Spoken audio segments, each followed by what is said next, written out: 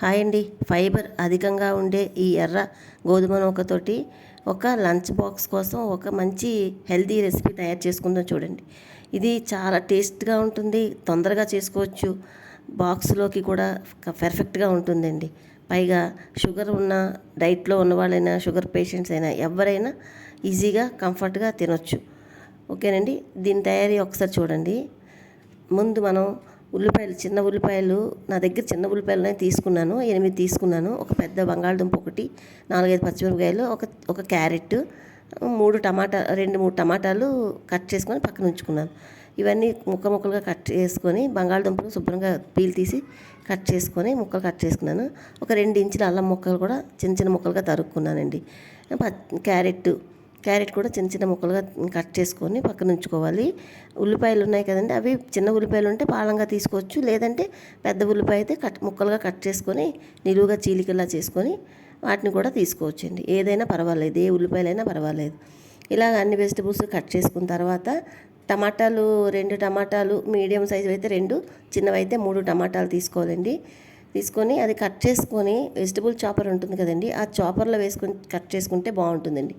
ఆ vegetable chopper అయితే నేను అమెజాన్లో తీసుకున్నానండి. ముక్కలు జ్యూసీగా అయిపోకుండా కట్ అవుతాయండి, చాలా బాగా యూజ్ అవుతుంది నాకు.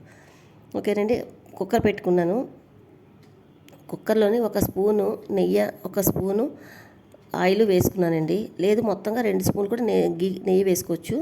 1 స్పూను శనగపప్పు, 1 స్పూన్ మినప్పప్పు, 1/2 స్పూన్ ఆవాలు, 1/2 స్పూన్ జీలకర్ర వేసానండి. అలాగే 2 ఇంచుల అల్లం ముక్కలు వేసుకున్నాను. పచ్చిమిరపకాయలు 4-5 పచ్చిమిరపకాయలు కట్ చేసుకున్న పచ్చిమిరపకాయల ముక్కలు, కొంచెం కరివేపాకు వేసి తాలింపు వేగిందండి. వేగిన తర్వాత ఈ చిన్న ఉల్లిపాయలు కూడా వేసి కొంచెం అటు ఇటు ఒక 2 నిమిషాలు వేయించుకున్న తర్వాత ఒక కట్ చేసుకున్న క్యారెట్ ముక్కలు, అలాగే మనం ఆల్రెడీ ముక్కలు కట్ చేసుకుని ఉంచుకున్న బంగాళదుంప ముక్కలు కూడా వేసి అవి కూడా చక్కగా మీడియం మంటను తక్కువలో పెట్టుకొని వేయించుకోవాలండి. అవన్నీ వేగిన తర్వాత మనం ఎర్ర నూక తీసుకున్నాం కదండి, ఆ నూక వేసుకుందాం. చక్కగా కూరలన్నీ వేగిపోయి చూడండి, అంటే ఉడికిపోతాయి కనుక సరిపోతాయి. అలాగా 50% వేగిపోయి ఇప్పుడు ఆ ఎర్ర నూక కొలత చూడండి, గ్లాసున్నర తీసుకున్నానండి. ఓకేనండి. తీసుకొని ఆ వెజిటబుల్స్తో పాటు అందులో ఉండే ఆయిల్, నెయ్యి ఉన్నాయి కదండి, వాటితో పాటు మంటను తక్కువలో పెట్టుకొని చక్కగా ఒక 7-8 నిమిషాలు వేయించుకోవాలండి నూకని. ఓకేనండి. అలా వేయించుకున్నాం కదండి. ఇప్పుడు వేయించుకున్న తర్వాత నూక అంతా బాగా వేగిపోద్ది. ఈ నూక వేగేలోపు మనం ఒక గ్లాసున్నర నూకకి 3 గ్లాసుల వాటరు పక్కన వేరే స్టవ్ మీద బాయిల్ చేసుకోవాలండి. అంటే హాట్ వాటర్ అక్కడ మరిగించుకొని ఉంచుకుంటే మనం చేసుకునే రైస్ చక్కగా పొత్తులాగా ఉడుకుద్దండి. హాట్ వాటర్ వేస్తే చక్కగా వేగిపోయిందండి. నూకంతా బాగా వేగిపోయింది. సిమ్లో పెట్టుకొని మంచిగా వేయించుకుంటే మంచి పరిమళం వస్తుంది.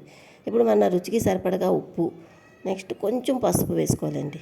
ఎక్కువ పడదు, కొంచెం పసుపు, ఒక 1/2 స్పూన్ పసుపు వేసుకోండి. రుచికి సరిపడా ఉప్పు వేసుకోండి. అవన్నీ కూడా మంచిగా కలుపుకున్నాక మనం టమాటాలు వెజిటబుల్ చాపర్లోని కట్ చేసుకున్నాం కదండి, అవి కూడా వేసుకొని టమాటాల్లో కొంచెం పచ్చివాసన పోయేదాకా ఒక 2 నిమిషాలు వేయించుకోవాలండి. ఇది లంచ్ బాక్స్లోకి అయితే చాలా బాగుంటుందండి. వేడిగా ఉన్న, చల్లారిపోయినా కూడా టేస్ట్గా ఉంటుంది. అలాగే ఒక 1/2 స్పూనులో సగం వేసుకున్న చాలండి గరం మసాలా. అలా వేసుకొని నీళ్ళు అప్పుడు అన్నీ కలుపుకున్న తర్వాత మనం మరిగించుకున్న వాటర్ కూడా వేసి చక్కగా మొత్తం బాగా కలుపుకొని కుక్కర్ మూత విజిల్ పెట్టేసుకోవాలండి. మీడియంలో పెట్టుకొని మంట 2 విజిల్స్ వస్తే, లేదు 3 విజిల్స్ వచ్చినా పర్వాలేదు, చక్కగా పొత్తులాగా ఉడికిపోద్దండి. చూడండి ఎంత బాగా ఉడికిందో. ఎమ్మీగా ఉంటుందండి, చాలా టేస్ట్గా ఉంటుంది. అంటే ఇలా చేసుకున్నది కమ్మగా ఉంటుందండి, చప్పగా ఉండదు. మామూలు కుక్కర్లో కాకుండా మామూలుగా చేసుకుంటే చిన్న చప్పదనం వస్తుంది. అలా కాకుండా ఇలా డైరెక్ట్ కుక్కర్లో చేసుకుంటే చక్కగా ఉడికి చాలా బాగుంటుంది, పొత్తులాగా ఉడుకుతుందండి. ఇప్పుడు మనం కొంచెం కొత్తిమీర జల్లుకోవాలి. తర్వాత 1 స్పూను నెయ్యి వేసుకొని మొత్తం బాగా కలుపుకొని సర్వ్ చేసుకోవచ్చండి. ఇది లంచ్ బాక్స్లోకి బాగుంటుంది. డైట్లో ఉన్న వాళ్ళు తీసుకోవచ్చు. లేకపోతే మనం ఏదైనా క్విక్గా చేసుకోవాలి, కొంచెం హెల్తీగా తినాలి అనుకున్నప్పుడు కూడా ఇది చాలా టేస్ట్గా సెట్ అవుద్దండి. దీన్ని చక్కగా రైతా ఉంటే రైతాతోటి, నార్మల్ పెరుగుతో కూడా తిన్నా చాలా బాగుంటుందండి.